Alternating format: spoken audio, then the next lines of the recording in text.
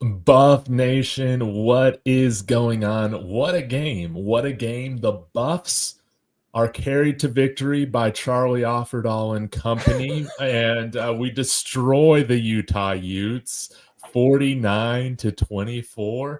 And just a fantastic game. This was truly BTA. It was awesome. Maybe not the cleanest game the Buffs have played so far, Russ, but definitely satisfying in the end. You guys, join the chat, smash that like and subscribe. Russ, thanks again for joining me while Carter's out today. How are you feeling, man, with the Buffs getting the dub, moving to 8-2? I mean, I can't even like put this into. Oh, hold on one sec. I gotta turn down the audio. Okay, I can't even like put this into words. Just simply, I mean, you go back 2 years ago, Dave. How did that Utah game go 2 years ago when we sat here and had to watch that debacle? So to be here now, getting to bring a little bit of an ass whooping to Utah. And not only that, but when we get the Make-A-Wish group in to do certain things, we get Charlie Offerdahl, his first career touchdown. That last drive, we got a couple tackles from, the third and fourth stringers making some plays. It's always a good day, not to mention, of course, it being Peggy's 100th birthday and the entire stadium get to sing with her. I mean, this whole day has just been an emotional day, if I'm being honest, with just how awesome and exciting as a Buffs fan it has truly been. Oh, yes, dude. Imagine saying 2 years ago we'd be in the place where our offense isn't very good, right? But we still put up 49 points and beat Utah by 25. Are you kidding me? Like, we still left probably 30 points on the board in this game, man. That's what's so crazy is that's when you got a good team. When you come out and don't play your best and you just still destroy the opponent. Oh, it is so satisfying. And guys, I don't care. I got no feelings for Utah. They've destroyed us so many years. I wanted to see them destroyed. And while I predicted us to win, I think it was 31-0. Hey, this was pretty close to satisfying that desire to just see us absolutely obliterate. I mean, Charlie Offerdahl getting a touchdown. You see, we're trying to run the Philly special there at the end with Travis Hunter, him doing his thing. Just incredible. It's satisfying. It truly shows you where this team is at. And oh my God, dude. You want to talk about the turnovers? Which one was your favorite? I mean, if I'm going to be honest, I mean, probably one of the sacks. I mean, just getting to absolute crush Isaac Wilson. Shiloh. I want all the haters to apologize. He sure looked good there. Daddy ball this, daddy ball that, man. He knocked him out of the game. Yeah, I think Shiloh had a solid game. I mean, really, nobody on the defense had a bad game. No. You can't really say that. Like, the couple of touchdowns they had were absolutely fantastic plays. They were not the case of a defensive breakdown. They were not the case of, somebody playing poorly. We did everything we needed to do on the defensive side of the ball. And to say that 49-24 win, that is the defense's win, if we're being completely honest. That is the defense's win, 100%. How many turnovers did we end up with? Like a million? Probably four. Was it 3 picks and a fumble recovery? 3 picks and 1 fumble recovery, 4 turnovers. That is a pretty nice day overall. Oh, incredible. I just want to give a shout out here to Big Sneed. Thank you so much for the $20. Just wanted to let you know you're the best post-game Buffs recap on YouTube. Thank you. I have a lot of fun with this, and I had to throw on the Ralphie horns for this game. But thank you so much for your support, Big Sneed. Always means a lot. But I think, man, I don't even know where I want to start. Maybe we start with like our players of the game that we were predicting. Honestly, man, I don't even remember who I picked on the defensive side, but I did remember I picked Will Shepherd on the offensive side. We're just going to forget about that fumble there at the end. 2 touchdowns. Like, the cream definitely came there in the first half for Will Shepherd and the Buffs, man. He was the one kind of keeping us afloat as our offense was having a hard time sustaining success there in that first half. Yeah, no, he looked good. He's our red zone guy. He is the red zone fade receiver on our team, and that's what he's good at. The other things can be questionable sometimes, whether it's the drops or the fumble today. But my player of the games, I remember. So I had Isaiah Augustov, who had the long touchdown run. For a second there, I thought maybe he's going to hit my prediction and get the 100 yards, right? 40 yards on one play. I'm like, here we go. We got it. But of course, what does the team do? We turn completely to the pass game because it started to work. So I'm fine with that. And then on the defensive side, my player of the game was Nikhai Hill-Green. And guess what?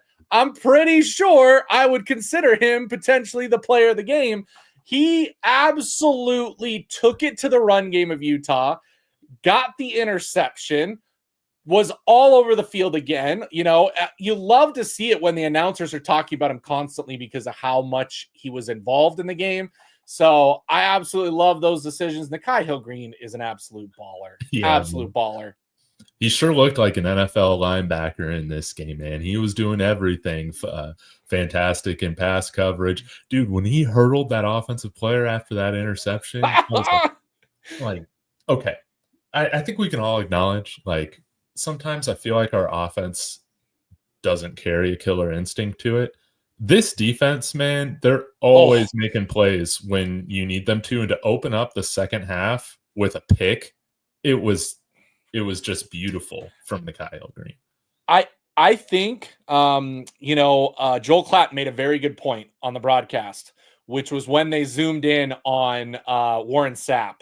And Sapp is just going nuts on the sideline, calling plays. I mean, the game's over at that point when he's doing that, and he's still into it. Like, if that doesn't tell you the difference between this coaching staff and the coaching staff last year, between Rob Livingston, who, by the way, is the worst coach in the entire history of mankind, he should be never coaching again. I don't think any team should coach him pick him as a head coach. Everybody keeps spamming on social media. Robert Livingston is the worst coach in the history of football. I'm going to cut this clip. I'm going to post it everywhere I can. The truth is out there, everybody. But just to see how these guys love playing for them. They love playing for their coaches. It starts with Coach Prime. It now feeds into the assistant coaches. I'm absolutely thrilled with what we're seeing. And you can tell that these guys play with a different energy to them. And also I want to make one last little call out. Okay? Because I remember people saying that BJ Green was a lazy player. And that dude is flying around the field. You know what? I say that is an environment issue, not a BJ Green issue, okay? It is an environment. It was where he was at. They've held him accountable, and who has stepped up to the plate? BJ Green. That's right. I'm glad I didn't need to be the one to say it, man. Because there were so many people in my comments in January saying, man, we don't need this guy. This guy doesn't need to be on the team. No. You guys think that I might be directing this towards a specific person. No, my beef is with the people that spanned my comments for months. I was there. That's what it's about. But BJ Green played great. That's why I call him BJ Never Loafing Green. That's why I call him BJ Always Penetrating Green. He was back there being a menace, doing his thing. You'll love to see it. No. He is one of the staples of this defense. NFL future. He absolutely killed it. I want to get to a couple of these super chats right now, and then I wanted to get into Russ, just some of the other plays that I wanted to highlight from the game. But shout out to Graham. Thanks for the $10 super chat. He says Coach Prime equals Coach of the Year. Hey, 100%. I would love it. We need Coach Sig to start losing some games, man. That's what we need. Congratulations to him, by the way, signing that contract extension. I was really looking forward to talking about all the speculation of a good coach leaving a program to go somewhere else. I mean, we've had that happen. How many days in a row here? I feel like it's always discussed, but congratulations to Coach Sig in Indiana, man. He deserves it. He got his cuppings, who I have in my top 5 Heisman. I'm a believer. You guys might have an issue with it, but I'm a believer. Dante saying, can we make a top 12 during the next 2? What do you think about this, Russ? Where do you see us after this week? This week, we're not in it. If we beat Kansas, we're in it. I'm calling it now. If we beat Kansas, we'll be in the CFP playoff picture. Because I think Kansas is the last hurdle that we have. I'm not worried about BYU. We've got to realize that BYU beat this Utah team by 1 point. BYU has had some struggles. Their biggest win was against K-State. And if we're being honest, I think a lot of things went wrong in that K-State game, that I'm not saying that it was so much as K-State was that much better than us. And so, I 100% think 2 weeks and we're in that. What about you? Yeah, I would say we probably go up another 3 spots or so after this, maybe 4. But I think if we take care of business against Kansas next week, you could see us getting to that top 12. Great point about BYU. They barely beat Utah with, I think, a lesser talented quarterback in Brendan Rose. We saw some great flashes from Isaac Wilson. I mean, that touchdown pass he had to Dorian Singer over Travis Hunter. Wow, you can't ignore the flashes, but we did see the Isaac Zach Wilson, that we're used to with the turnovers, responsible for 4 turnovers, and that was really one of the big differences of this game, was us making sure he wasn't going to look like that every throw. But I'm feeling good, man, going into these last 2 weeks. I wanted to get to this, man. Somebody that I need to apologize to prove me wrong in this game. LaJohntay Wester, dude, finally looked amazing on punt return, dude. Like that touchdown he had in the first half, it was about time. He was overdue for one like that. It was great to see him take it back. The problem with LaJohntay's game so far this year is not him. I don't feel bad for him. I don't think I've been on him in a good way, because he hasn't had the chance to return many punts. And his problem wasn't so much returning. It was figuring out, okay, when do I need to fair catch a ball and when do I need to let it roll? And he was just letting too many balls go. He fixed it today. You could totally tell. I mean, he caught everything, even in the 10-yard line. He was not about to let the ball go. And obviously getting the kick return because he finally had a chance to actually make a run with it just shows you that, like, that's been the big thing, is when he gets a chance, he looks good. He just hasn't gotten many chances in actual potential plays to do that. So seeing him score that touchdown, that was so much fun and so redempting to see. Yes, I love to see it. Guys, as a reminder, please go subscribe to Russ's channel, Buffs News Weekly. Link to it is in the description of my video.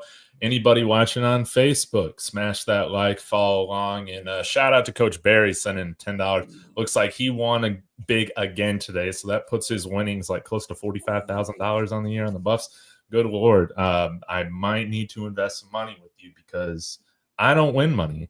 I lose money when I'm betting on the Buffs sometimes, right? But anyways, he said, hey, Dave, I kicked a hole in the bookkeeper again.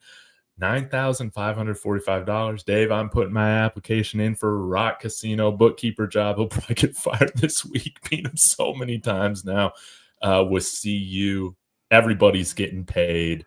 And who's getting paid off of their performance in this game, Russ? We had a lot of great performances, man. What are your thoughts?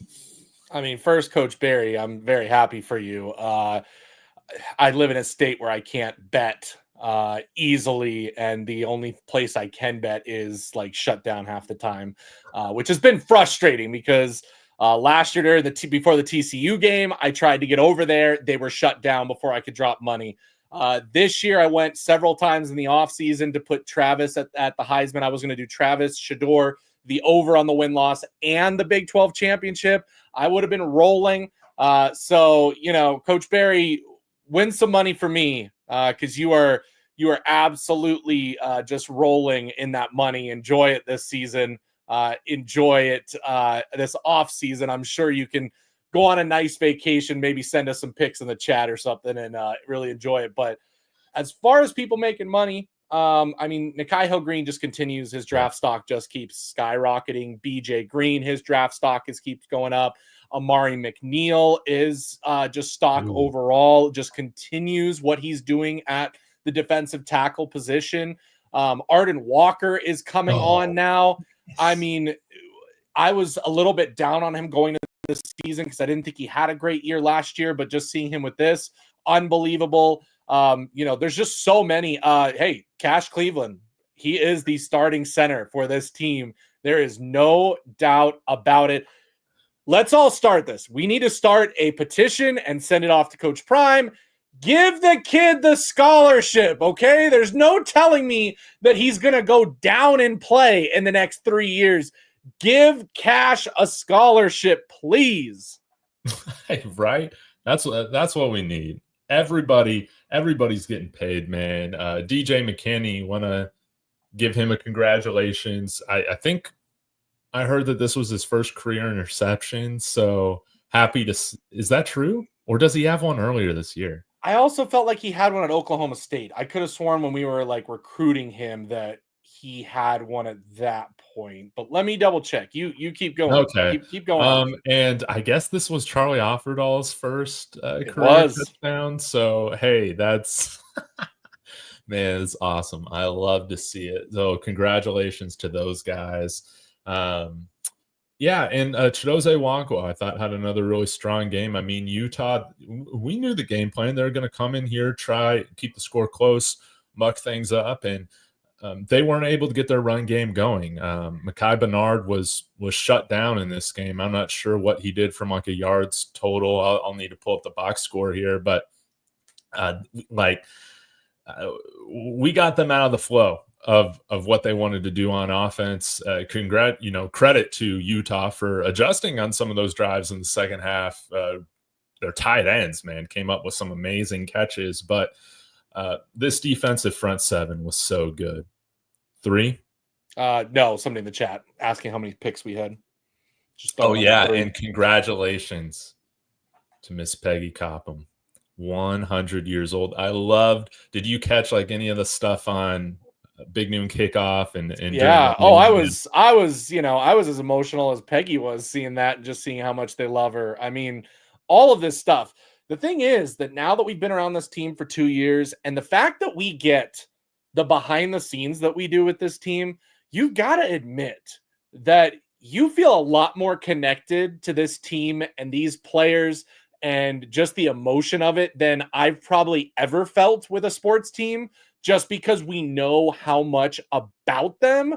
And so that is an awesome thing to see. And it just continues with all of these that we keep seeing over and over. And by the way, that was DJ McKinney's first interception. Wow. You were right, Dave. You were 100% right. Dude.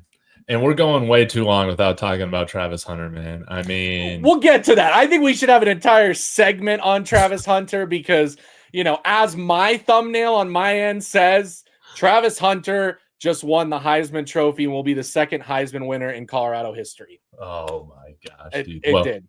I want to give Colton Hood his props for just the assist on that first touchdown, man. Yeah, and honestly, he should have had a second pick.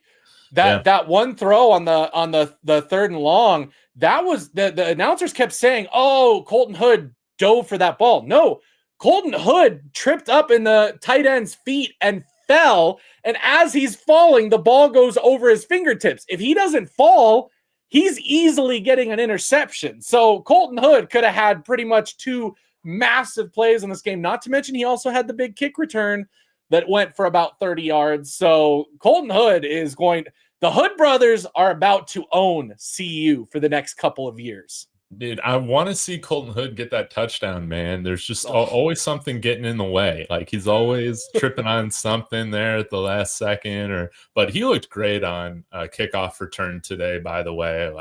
I love seeing it. Yeah, let's go through some of the stats here.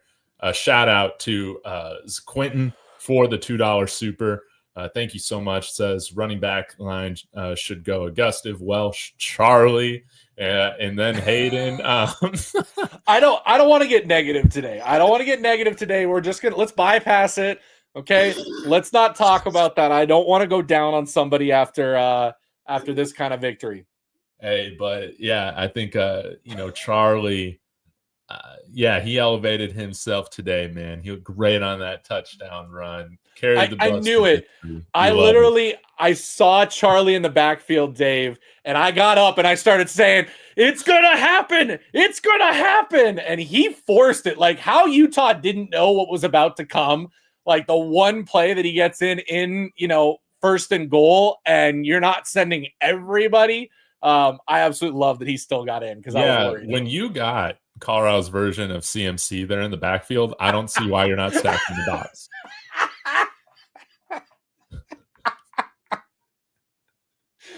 Inexcusable for Utah to pull that, and we made them pay for it, rightfully so. But again, Gustive, Hayden, Travis Hunter, not a big day on the ground, 65 total yards rushing as a team, but receiving, I mean, Drelon Miller, dude, this was the game where he looked like Deebo Samuel. What'd you think of his performance today, Russ?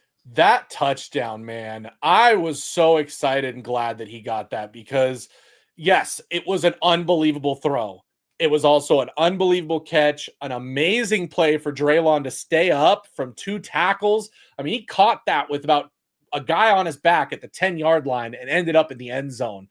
That was unbelievable. I'm happy to see him get those 2 big catches. The future is bright with I know they're not actually brothers, but we're going to call them the Miller brothers because that's what should be happening here the next year because Omarion and Drelon are about to go off.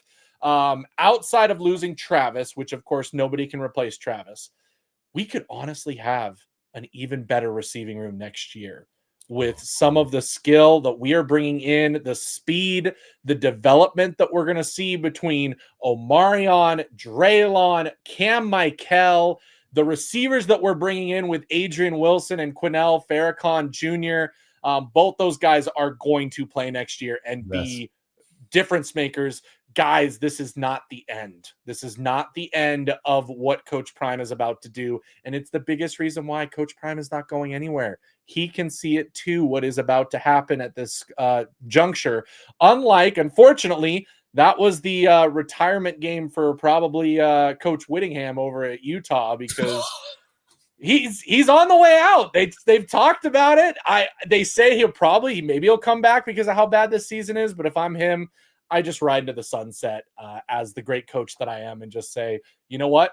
Colorado's about to own this league and I can't do anything about it.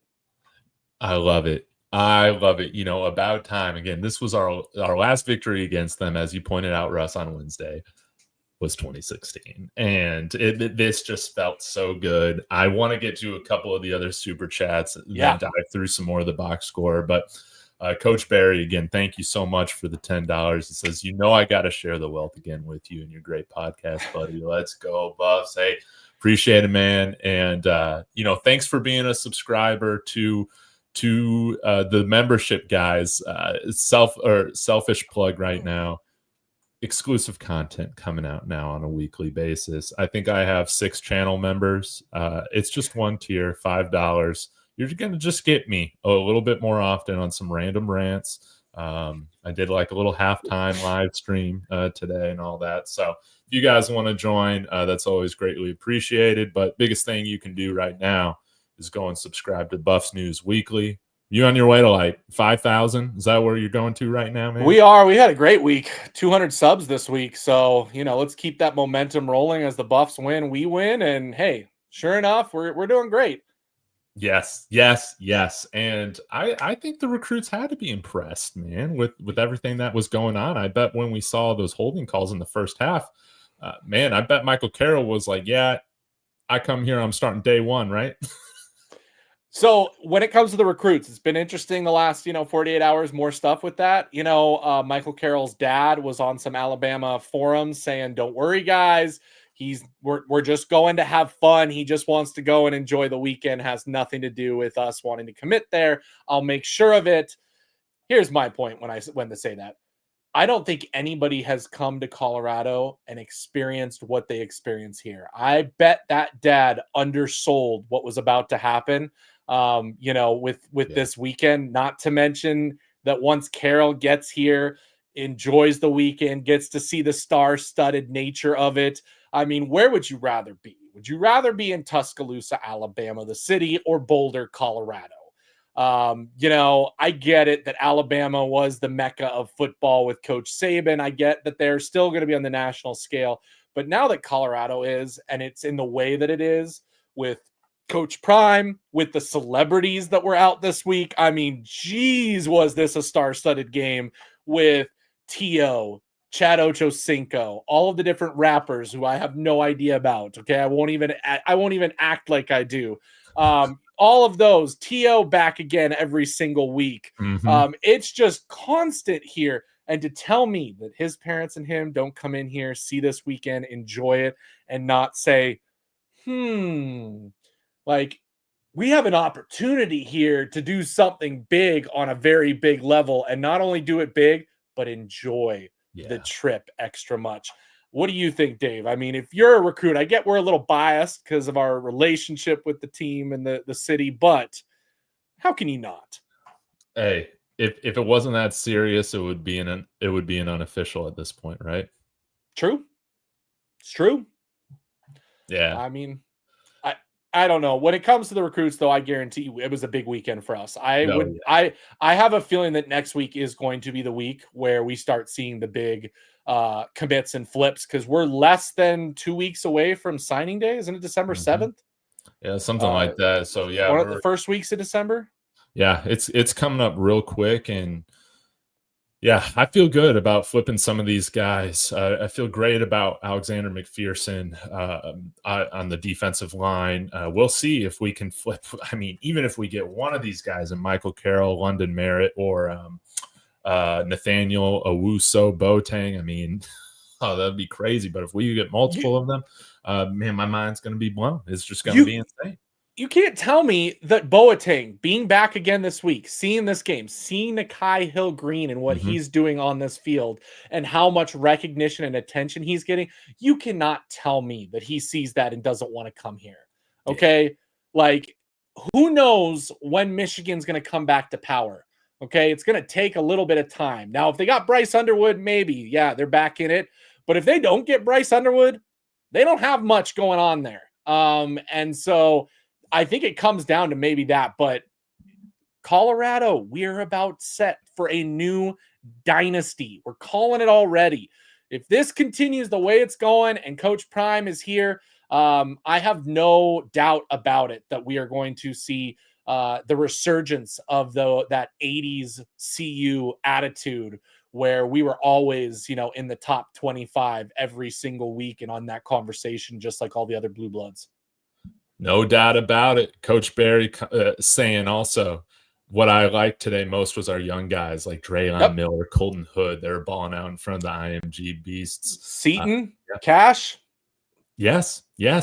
It shows that, hey, we only bring in guys that we truly believe can play early. And again, this was just a great team victory, man. I thought that we just played so solid. I want to shout out the defensive part, because they were truly solid the entire game. But Cam Silman Craig, 7 total tackles. We didn't have a big day on the stat sheet for like the sacks. We had 4, but I mean, Russ, we were there all game long when Isaac Wilson was back there to pass. And I know you pointed out Arden Walker, BJ Green, a few of the guys, but it was great to just see Shiloh, Bentley, Tafik Thomas. I think he got his first sack of the season today, if I remember correctly. It was just great to see guys, not just starters, but guys on like the two deep have their moments today as well and really shine. Quincy Wiggins,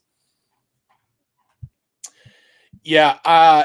What's interesting about that too, I'm very interested, Dave, and I'll be tuning in this week when I'm sure you break it down. But I really want to see the PFF pressure ratings for this game, because it felt like every play there was an arm at least touching Isaac Wilson. And even in that first half, when he was just not able to complete a pass, a lot of that was because of the pressure. Like, he did not hold on to the ball. He was getting rid of it early. He was off on his throws because of what he was having to do movement wise.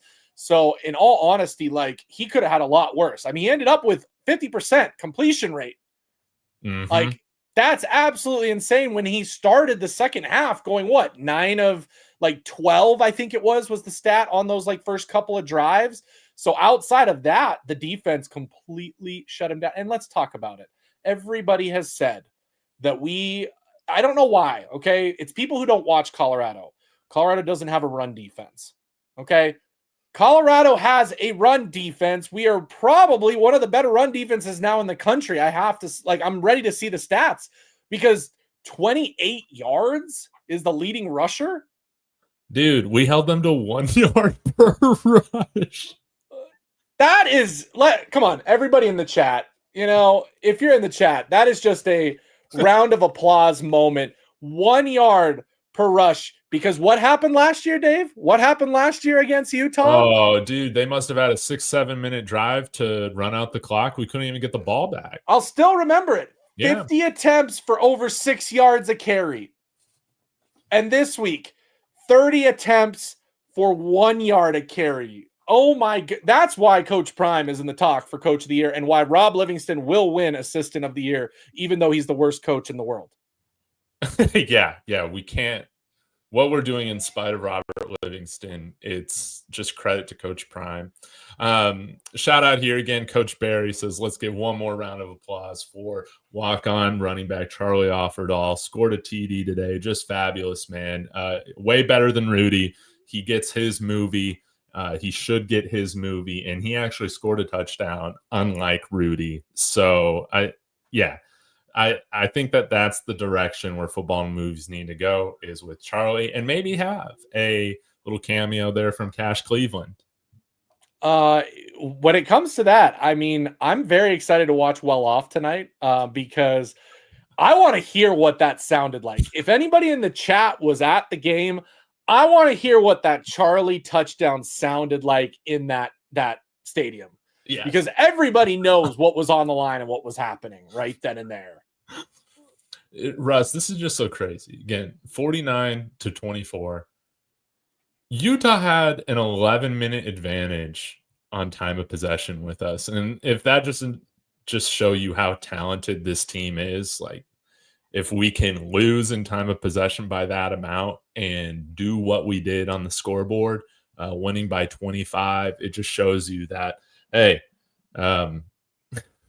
when this team is firing on all cylinders, I mean, we're pretty much close to unstoppable. And to kind of look ahead now is I think we're going to have to play better than this against Kansas. I don't know if we need to put up over 50 points against Kansas, but I just don't think we can let Kansas kind of hang around a little bit as we go into next week.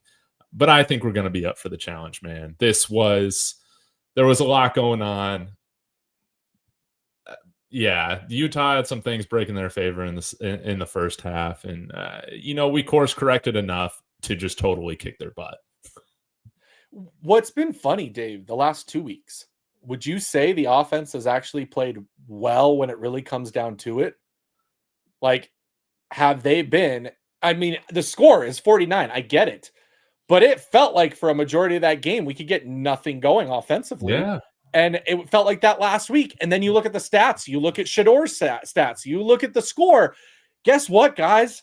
This is not the best that this offense can do. And that should frighten everybody in the country right now, because you cannot tell me that this would just continue every single game, even when we get to that big stage. Yes. And this offense, they can score like that. It was a lot of like big chunk plays, big throws, down the field. It took us a little while to hit that quick game a little bit, probably a couple drives a little too late, but it was nice to see the offense finally adjust in that way, just getting the ball out of Shador's hands. But again, once they made the correct adjustments, this offense was getting the production that they needed. And of course, the defense stepped up. They're forcing a lot of 3-and-outs, and we took advantage plenty. Right now, I do want to mention Shador with his next touchdown pass will tie the single season record for 28 passing touchdowns.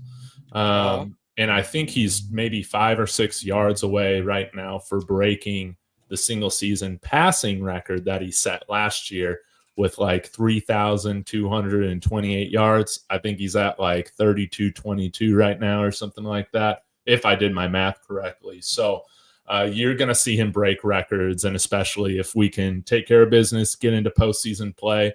It's going to be hard for quarterbacks to follow this up and break these sorts of records. Yeah. So I'm looking also at like career. Shador's 6th on passing yards. It looks like he will probably end 3rd on that list, beating Cordell, Joel Klatt, and Cody Hawkins. So that's probably doable because he's a good 3,000 yards away from Cepho Lufau. But single season, it shows he has the passing one right now. 3,002. That was last year. Yeah, he said that last year. So he's just going to be, he's going to beat his last year. So he'll have the top 2 spots. He has the single game. Career touchdowns, this is one to look at because we still have 2 games left. 63 is the record, and he's got 51. I don't know if that's updated right now. Let me double check. Yeah, that's going to be close, but I think he can break it. So 27, 40, 61, 51. Is that what he's at? Yeah, you said 51. Okay, so that is updated. Somebody did update that. Okay. Yeah, that is updated. So, yeah, he's 12 touchdowns away. I mean, could have some big games. I don't know. I'm assuming it says his career. It includes bowl games, playoffs, and conference championship.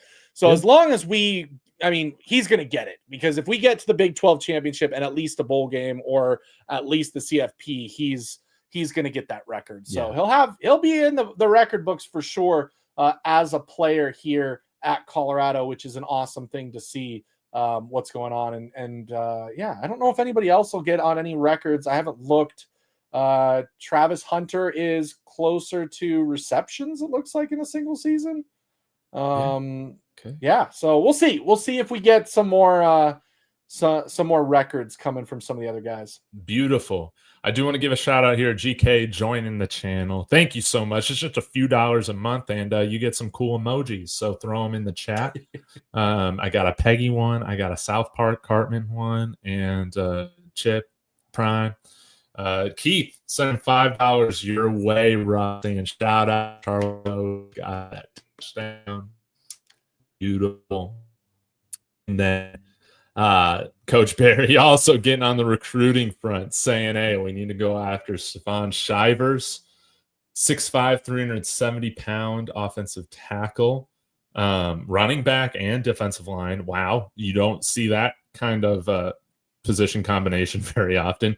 Decommitted from Georgia, played basketball, averaged 12 points, 10 rebounds. Okay. Gators Vandy chasing him. Let's go after all these guys, man. How many guys do you think we end up with? Like, I'm hoping we end up with around 20 from high school. I think it depends on who it is. Right now it's trending towards about 15. If most of the players that are assumed to be coming, add maybe 1 or 2 if like Carroll comes or somebody else that we have no idea about. I'm going to say we'll be under 20 when it's all said and done for recruits, because everything I've heard says Coach Prime's goal is 15 to 18 a year at max, maybe less on some years depending on how the recruiting is shaping out and how players are, because he said he does not want those guys to come in and sit. He wants them to make a difference day one, and he would rather do that than bring in some development projects on scholarship. Obviously, Walk-ons, he's fine with bringing in whoever, but scholarship, we're limited based on what Coach Prime wants to see. Gotcha. I just got a couple more topics, Russ, before we close things out. Let's circle back to Travis Hunter. 5 receptions, 55 yards. He had a rushing touchdown of 5 yards and an interception. What'd you think of his play today? Where does today's game help him in the Heisman race? It 100% does. Like, there's already some stupid haters from Boise that are pointing out the touchdown he allowed today. Oh, so he allowed one touchdown all season. But you can't tell me you watch that jump ball over 2 people and say he is not the best athlete in all of college sports. Between that, getting the interception again, getting that rushing touchdown, which completely broken play. That is all on him. And I think it was the right guard. I don't know if that was Mayers or Benson or who was in at the time that made the one block to help spring him once he started running around like a crazy man. But that won him the Heisman. I'm sorry. Yeah. That won him the Heisman. He's doing it on both sides of the ball. I love the sign on Big Noon Kickoff that somebody had that said, there's no way Ashton Genty can win the Heisman. Does he even play defense? Does he even play defense? So I love that. Absolutely. Again, I just have so much fun watching him. I really wish we could have got him the ball early. It just seemed like, again, I didn't love what we were trying to do early with trying to just play deep balls. It seemed either that or screen plays.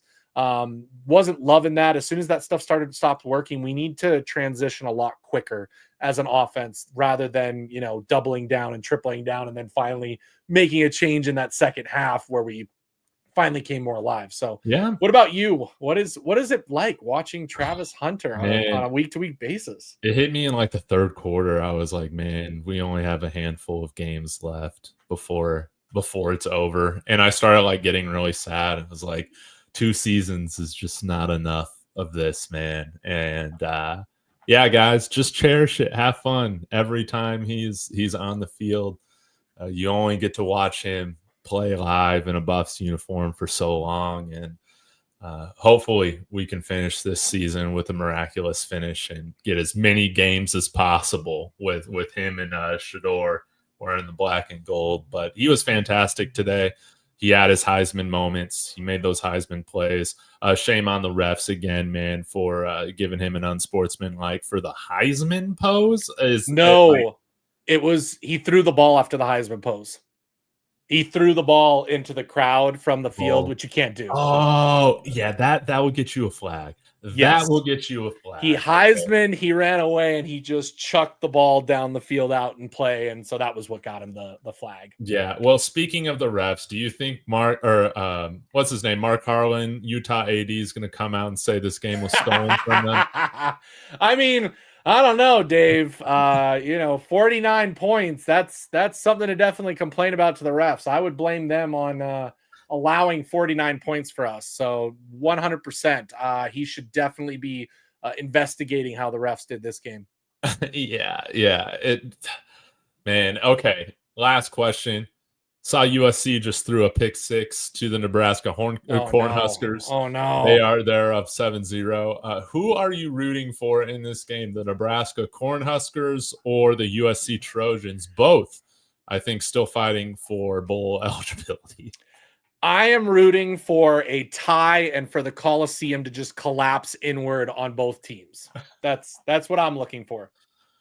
Oh, man. I guess I'll pull for USC for my struggling USC fan friend Phil, but I'm going to have a fun one watching this game. I think it's going to be a good one. So, Russ, really appreciate you filling in for Carter on this post game. It was great to see just the Buffs dominate Utah in the way that we expected. I mean, a 25-point win, you'd call that a blowout, no doubt about it. And now we move on. But let the people know, what can they look forward to seeing from you and your channel this week?